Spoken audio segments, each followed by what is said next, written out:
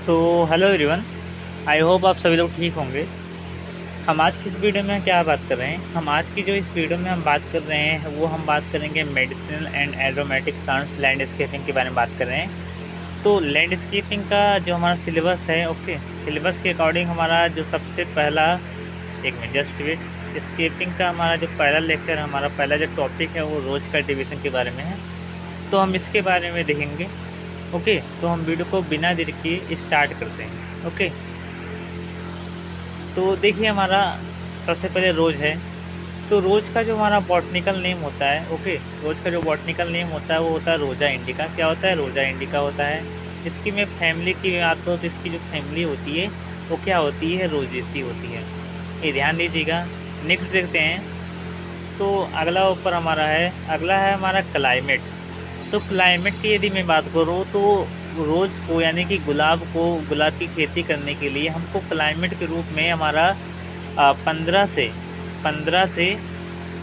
28 degree temperature हमारा आवश्यक हो जाता है। ओके, ध्यान दीजिएगा। अगला हमारा है सॉइल। तो यदि मैं बात करूँ तो गुलाब की खेती के लिए हमारा जो सैंडी लोम सॉइल होता है या फिर लोम सॉइल होता है वो हमारा आवश्यक होता है, या फिर हमारे लिए सबसे बेस्ट होता है सैंडी लोम सॉइल, जिसका जो पीएच होता है 6 से 7 पीएच हमारा होता है, वो हमारा बेटर होता है। ओके, मैं आपको बता दूँ, आपको नोट्स भी प्रोवाइड करूँगा, आपको चिंता करने की आवश्यकता नहीं है। बस वीडियो को लाइक करें और ज़्यादा से ज़्यादा शेयर करने की कोशिश करें, और हमारे इस नंबर पर आप कांटेक्ट करें। मैं आपको गारंटी बता रहा हूँ, मैं आपको नोट्स प्रोवाइड कर दूँगा। ओके, कोई भी टाइम हो। चलिए ठीक है, आगे हम देखते हैं। तो अगला हमारा है वैरायटी। तो वैरायटी भी हमारा देखा जाए तो हमारी जो वैरायटियाँ है उसको हम 5 वर्गों में डिवाइड किए गए हैं। ओके, 5 वर्ग हैं हमारे गुलाब की जो वैरायटियाँ हैं उसके 5 वर्ग हैं। कौन कौन से वर्ग हैं? तो सबसे पहला हमारा जो वर्ग आता है वो हमारा आता है हाइब्रिड टी। क्या आता है? हमारा हाइब्रिड टी आता है। अब हाइब्रिड टी क्या है? तो देखिए, ये हमारा एक गुलाब की एक मतलब वर्ग है, एक क्लास है, जिसके अंतर्गत बहुत सारी वैरायटी आती है। जैसे कुछ सिम्टम्स इसके देख लेते हैं, कुछ कैरेक्टर देख लेते हैं। तो इस वर्ग के जो पौधे होते हैं झाड़ीनुमा, लंबे और फैलने वाले होते हैं। किस प्रकार से होते हैं? झाड़ीनुमा, लंबे और फैलने वाले होते हैं। जैसे एग्जाम्पल के लिए हमारा हो गया अमेरिकन प्राइड। क्या हो गया? अमेरिकन प्राइड हो गया। इसके बाद डबल डिलाइट हो गया, अनुराग हो गया, अर्जुन हो गया, भीम हो गया, राजकुमारी हो गया। ये सब हमारा हाइब्रिड टी की क्या है? प्रजातियां हैं। ओके, हम और आगे बढ़ते हैं। और हमारा अगला है जो हमारा जो क्लास है उसका नाम है फ्लोरिंडा। क्या नाम है? इसका नाम फ्लोरिंडा है। आखिर फ्लोरिंडा क्या है? तो ये हाइब्रिड जो टी होती है की तुलना में हमारी छोटी होती है, यानी इसके जो प्लांट्स होते हैं वो हाइब्रिड टी से क्या होते हैं? छोटे होते हैं। ध्यान दीजिएगा। ओके, एग्जाम्पल के लिए इसके अंतर्गत हमारी जैसे बजरंग आती है, सॉरी, चंद्रिमा आती है, मोहिनी आती है, प्रेमा आती है, सुचित्रा आती है। ये सब हमारी फ्लोरिंडा की प्रजातियां हैं। आगे बढ़ते हैं। अगला हमारा है पोलीएंथा। देखिए, पोलीएंथा भी हमारा जो तीसरा क्लास है जिसका नाम है पोलीएंथा। पोलीएंथा क्या होता है कि इस वर्ग में आने वाली जो फ्लावर्स होते हैं हाइब्रिड टी और फ्लोरिंडा की अपेक्षा छोटी होती है, यानी कि इसके जो प्लांट्स होते हैं, ओके, ये छोटे होते हैं, या फिर इसके जो फ्लावर्स होते हैं, ये जो किस्में होती हैं इनकी छोटी होती हैं। इसके अंतर्गत हमारी जैसे अंजनी हो गया, कौन सी हो गया? अंजनी, रश्मि हो गया, स्वाति हो गया, प्रीति हो गया, ये हमारी पोलीएंथा प्रजाति में आती है।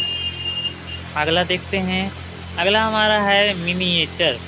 तो मिनिएचर की मैं बात करूं तो इस वर्ग में आने वाली फूलों या फिर किस्मों को बॉडी रोज या लघु गुलाब के नाम से भी जाना जाता है। यानी कि देखा जाए तो ये जो हमारा मिनिएचर है इसको हम बेबी रोज के नाम से भी जानते हैं। यदि एग्जाम्पल पे यदि आ गया आपके सवाल में कि बेबी रोज किसे कहते हैं, किस क्लास वाले रोज को कहते हैं, तो वो हमारा मिनिएचर हो जाएगा। ओके, इसके अंतर्गत हमारे जैसे चंद्रिमा आ गया, ठीक है, चंद्रिमा हो गया। इसके बाद डार्क ब्यूटी और पुष्प कला हो गया, ये हमारी आती हैं। अगला हमारा क्लिम्बर रोज। तो इस प्रकार के जो क्लास है हमारा है, कुछ किस्मों की शाखाएं लताओं के भांति बढ़ती हैं, यानी कि इसमें जो क्लिम्बर रोज होते हैं इनमें जो शाखाएं होती है वो लताओं की तरह ही बढ़ती है। ओके, तो इसीलिए हम क्लिम्बस रोज करते हैं। क्लिम्बस का मतलब क्या होता है? क्लिम्बस का मतलब होता है लताएं। ओके, क्लिम्बस का मतलब होता है लताएं। तो लताएं किसको कह रहे हैं? तो लताएं ही हमारा, जिस प्रकार की लताएं अगर जो जिस रोज में लताएं की तरह उनके प्लांट होंगे तो उस रोज को हम क्या बोलेंगे? क्लिम्बर रोज बोलेंगे। कवर हो जाता है? चलिए ठीक है, अच्छी बात है। अगला हम देखते हैं, तो इसके अंतर्गत हमारे जैसे कासिनो हो गया, ठीक है, प्रोस्पेरिटी हो गया, मार्शल नील हो गया, ठीक है, तो ये सब हमारी क्लिम्बस रोज के अंतर्गत आती हैं। अगला हम देखेंगे, अगला आता है हमारा प्रिपरेशन ऑफ बेड्स। तो हम सबसे पहले बेड की तैयारी यानी भूमि की तैयारी किस प्रकार से करते हैं तो इसको देखते हैं। तो मई जून की महीने में क्या करते हैं? मई जून के महीने में भूमि को भली भांति जुताई करके 8 से 10 दिन खुला छोड़ देते हैं। क्या करते हैं? 8 से 10 दिन उसको खुला छोड़ देते हैं ताकि भूमि में जो उपस्थित जो खरपतवार या फिर इंसेक्ट होते हैं वो या फिर फंगस जो होते हैं हमारे वो सब नष्ट हो जाए। 8 से 10 दिन पहले क्या करेंगे? जुताई करके खुला छोड़ देंगे, जिससे वीड, इंसेक्ट और जो फंगस होते हैं वो नष्ट हो जाए। अंतिम जुताई के समय जो कंपोस्ट या एफआईएम खाद को अच्छे से सॉइल में मिला दिया जाता है। यानी कि जो हमारी आखिरी जुताई होती है, आखिरी जुताई के समय क्या करते हैं? कंपोस्ट को और एफआईएम को, कंपोस्ट हमारा जैसे वर्मी कंपोस्ट हो गया या फिर एफआईएम यानी फार्म यार्ड जो मैन्यूर होता है वो अच्छे से सॉइल में मिला दिया जाता है अंतिम जुताई के समय। इसके बाद 50 से 90 सेंटीमीटर व्यास वाले और 60 से 70 सेंटीमीटर गड्ढे खोदे जाते हैं। ओके, इधर देखा जाए तो इसमें जो गड्ढे का जो व्यास होता है, व्यास कितना होता है? 60 से 70 सेंटीमीटर और 50 से 90 सेंटीमीटर होता है। और इसकी और एक मतलब होता है जैसे व्यास इसका होता है 60 से 70 सेंटीमीटर होता है, तो ये ध्यान दीजिएगा। अगला आता है पंक्ति से पंक्ति की दूरी। यह भी हमारा एक इम्पोर्टेंस है। पंक्ति से पंक्ति की दूरी देखा जाए तो 60 सेंटीमीटर तथा पौधों से पौधों की दूरी 60 सेंटीमीटर रखते हैं, यानी 60 गुणे 60, यानी देख लीजिए 60 गुणे 60 सेंटीमीटर। ओके, 60 गुणे 60 सेंटीमीटर की दूरी पर हम इसकी रोपाई करते हैं या फिर इसमें हम बुआई करते हैं। रोज़ के किस्मों के अनुसार दूरियों में परिवर्तन किया जा सकता है। बिल्कुल बात सही है कि जो रोज़ की जो किस्में हैं, किस्में के अनुसार जिसकी जो दूरियाँ होती हैं उसमें परिवर्तन किया जा सकता है। आगे बढ़ते हैं। इसे कॉमर्शियल स्तर पर उगाने के लिए 60 गुणे 30 सेंटीमीटर की दूरी पर गुलाब की किस्मों को लगाया जाता है। यह इम्पोर्टेंस है, ऑब्जेक्टिव वाले ध्यान दीजिए कि एग्जाम में पूछा जा सकता है कि कॉमर्शियल स्तर पर रोज़ को उगाने के लिए रो टू रो एंड प्लांट से प्लांट की दूरी कितना डिस्टेंस होना चाहिए? तो 60 गुणे 30 सेंटीमीटर होना चाहिए। अगला हमारा आता है प्रोपागेशन ऑफ रोज। तो प्रोपागेशन का मतलब क्या है? प्रवर्धन। ओके, प्रोपागेशन का मतलब क्या है? प्रवर्धन। तो हम प्रवर्धन की शुरू कैसे करते हैं? तो पहला हमारा सीड के माध्यम से, जिससे हम बोलते हैं क्या बोलते हैं इसको? हम सेक्सुअल रिप्रोडक्शन बोलते हैं। तो प्रवर्धन हम सीड के रूप में भी करते हैं, कटिंग के रूप में भी करते हैं, लेयरिंग करते हैं, ग्राफ्टिंग करते हैं, डिजाइन करते हैं और बडिंग करते हैं। ये हमारे मुख्य रूप से प्रवर्धन की विधियाँ है। ओके, अगला आता है बडिंग में रूट स्टॉक के लिए जैसे देसी गुलाब और मल्टीफ्लोरा गुलाब का यूज करते हैं, ये ध्यान दीजिएगा। ओके, तो हमारा किस रूप से करते हैं प्रोपगेशन? सीड द्वारा, कटिंग द्वारा, लेयरिंग द्वारा, ग्राफ्टिंग द्वारा, डिवीजन द्वारा और बडिंग द्वारा। अगला आता है प्लांटिंग। तो ट्रांसप्लांटिंग का जो समय होता है वो होता है जुलाई से अगस्त माह। जुलाई से अगस्त माह में ट्रांसप्लांटिंग करते हैं। ओके, अगला है कि इसमें बडड प्लांट देखा जाए, यानी कि जो दूरियां होती है वो कितना रखते हैं? 75 सेंटीमीटर से 75 या फिर 60 सेंटीमीटर से 60 सेंटीमीटर हम रखते हैं, ध्यान दीजिएगा। ओके, आगे हम बढ़ते हैं। मैं आपको इसी प्रकार से आपको नोट्स प्रोवाइड करूँगा, ठीक है। इसी प्रकार से जो मैं पढ़ाया हूँ आपको इसी प्रकार से नोट्स प्रोवाइड करूँगा। तो तो आपको चिंता करने की आवश्यकता नहीं है, जिससे आपको पढ़ने में भी थोड़ा आसानी हो। ठीक है, तो बस आप लोग बने रहिएगा। अगला देखते हैं हम, तो ट्रांसप्लांटिंग हो गया, मैन्यूरिंग के बारे में देख लेते हैं। तो जैसे ही हम प्लांटिंग कर देते हैं उसी प्रकार से हमें उसके बाद हमें मैन्यूरिंग की आवश्यकता पड़ती है। तो देखा जाए तो हम जो पहली बार अगर जो हम बुआई कर रहे हैं या फिर पौधों को लगा दे रहे हैं तो 3 महीने तक, ठीक है, 3 महीने पहले इंटरनल हम अप्लाई करते हैं 10 केजी FYM यानी सड़ी हुई गोबर खाद का यूज़ करते हैं। इसमें हम सड़ी हुई गोबर खाद का यूज हम 10 केजी करते हैं और NPK का जो रेशियो होता है वो कितना होता है, 8 और 16 ग्राम प्रति प्लांट होता है। ठीक है, अगला हमारा आता है कि इस ये जो हमारा जो हमारा NPK का जो रेट है, इसको हम क्या करते हैं कि इसको प्रति प्लांट हम प्रूनिंग के बाद, प्रूनिंग हमारा क्रिया होती है उसके पश्चात ही हम इस मैन्यूरिंग का यूज करते हैं। ओके, ध्यान दीजिएगा आप लोग। अगला हमारा आता है, अगला हमारा प्रूनिंग। तो प्रूनिंग देखा जाए तो प्रूनिंग जो हमारा होता है अक्टूबर में करते हैं। प्रूनिंग होता है, प्रूनिंग का मतलब होता है काट छाट। तो सूखे मरे शाखाओं को काट देना चाहिए, इसी को हम प्रूनिंग करते हैं।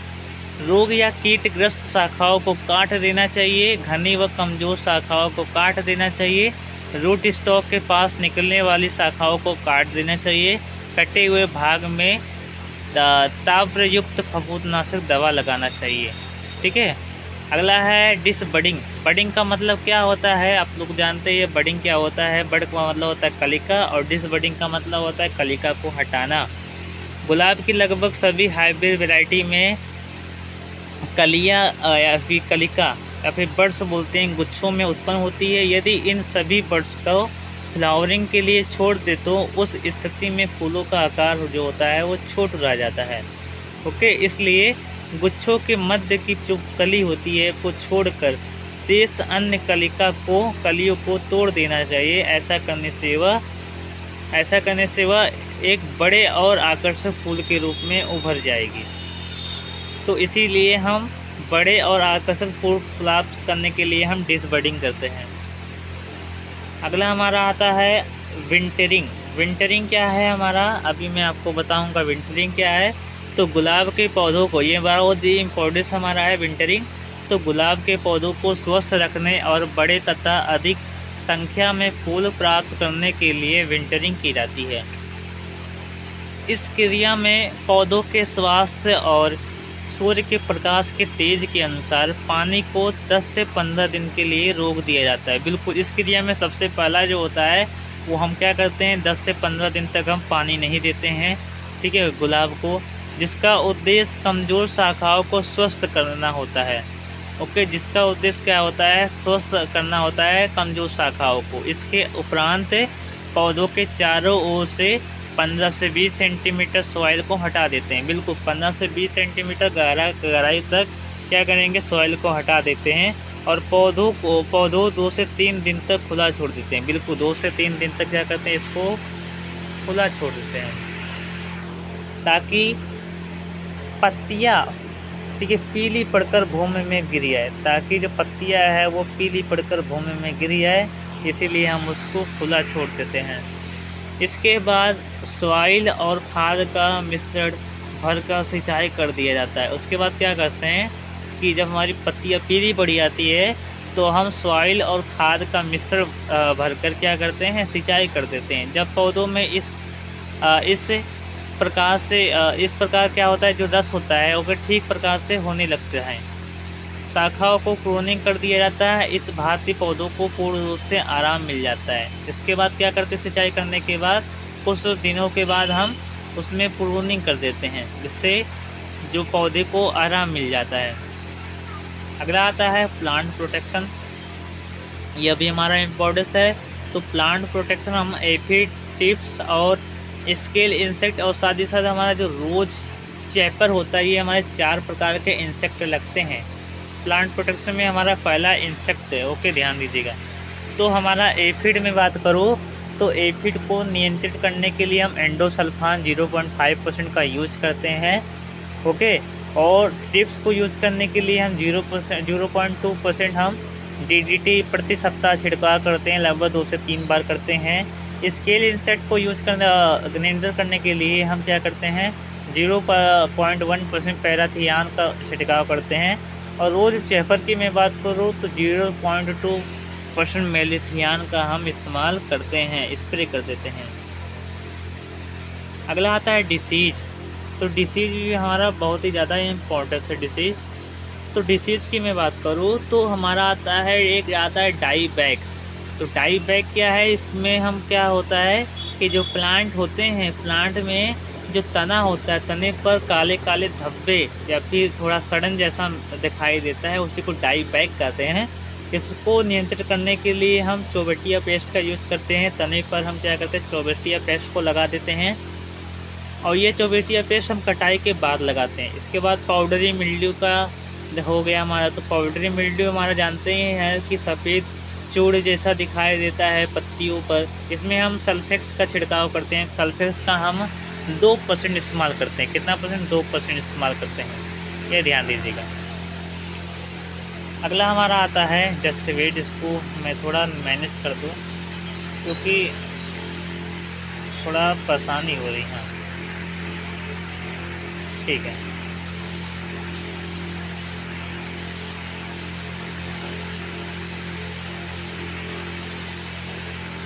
ओके, तो कितना यूज़ करते हैं? 1 मिनट, हाँ, 2% सल्फेक्स का यूज़ करते हैं। ओके, ध्यान दीजिएगा, पाउडरी मिल्ड्यू को नियंत्रित करने के लिए। अगला है हमारा हार्वेस्टिंग। तो हार्वेस्टिंग में बात करूँ तो फूलों के पूर्ण विकसित हो जाने पर उसे हम नुकीलेदार या फिर मतलब जो धारीदार किसी हथियार से क्या करते हैं, कसकर काट देते हैं। ओके, फूलों को काटने के बाद पौधों पर 1 से 2 परिपक्व पत्तियां रहे। ओके, जब हम फूलों को काटते हैं तो उसके पश्चात हमारे जो फूल होते हैं उस पर कम से कम 1 से 2 पत्तियां, परिपक्व पत्तियां रहनी चाहिए। इन पत्तियों को छोड़ने का कारण है नई शूटिंग, यानी नई शाखाओं का निर्माण या फिर उत्पादन को प्रोत्साहन करना होता है। कटाई सुबह के समय की जानी चाहिए। बिल्कुल बात सही है कि जो कटाई करते हैं वो सुबह के समय करते हैं। फिजिकल डिसऑर्डर हमारा जैसे ब्लाइंड वुड आता है, ओके, बुल हेड आता है, कलर फेलिंग आता है, लिम्प नील्स आता है। ओके, यील्ड की मैं बात करूँ तो गुलाब का जो यील्ड होता है वो हाइब्रिड टी में लगभग 70 से 80 स्टेम पर प्लांट, या फिर 70 से 80 स्टेम का मतलब क्या है, एक स्टेम में जो फ्लावर लगते हैं उसी स्टेम को कहा जा रहा है। ओके, तो एक प्लांट में, ठीक है, 70 से 80 स्टेम प्राप्त होता है, 70 से 80 पुष्प प्राप्त होते हैं प्रति ईयर। ओके, और फ्लोरिंडा प्रजाति में 80 से 90 स्टेम या फिर फ्लावर पर प्लांट प्रति ईयर प्राप्त होते हैं। तो ये हमारा यील्ड भी हो गया और हमारा ये कवर हो गया, ठीक है। तो इसके बाद हमारा आता है हमारा प्रूनिंग। तो प्रूनिंग हमारा आता है, तो प्रूनिंग 3 प्रकार का होता है, जैसे light pruning, medium moderate pruning और हैवी और हार्ड प्रूनिंग। ये 3 प्रकार का प्रूनिंग होता है। जून के दौरान लाइट कटिंग किया जाता है, अक्टूबर में मीडियम प्रूनिंग किया जाता है, कॉमर्शियल फसलों के मीडियम प्रूनिंग की जाती है, जबकि प्रदेशीय के उद्देश्य से हार्ड प्रूनिंग किया जाता है। ये सब बहुत वैसा कुछ लिखा हुआ है, तो कुछ ज़्यादा इम्पोर्टेंस है। तो आई होप वीडियो पसंद आया होगा। तो धन्यवाद। नेक्स्ट वीडियो मिलते हैं नए क्रॉप्स के साथ।